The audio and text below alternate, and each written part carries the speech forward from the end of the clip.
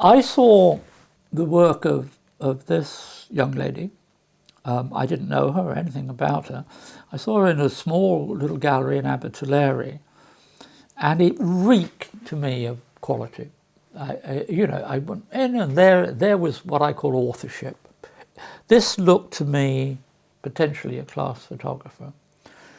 And then later she had a little brochure made of the thing, which again has that same thing. It kind of has a feeling of togetherness about it.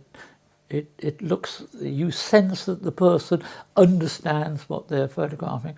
I mean, this kind of photography is very in at the moment. A certain kind of look of person and a certain kind of portraiture and things like that.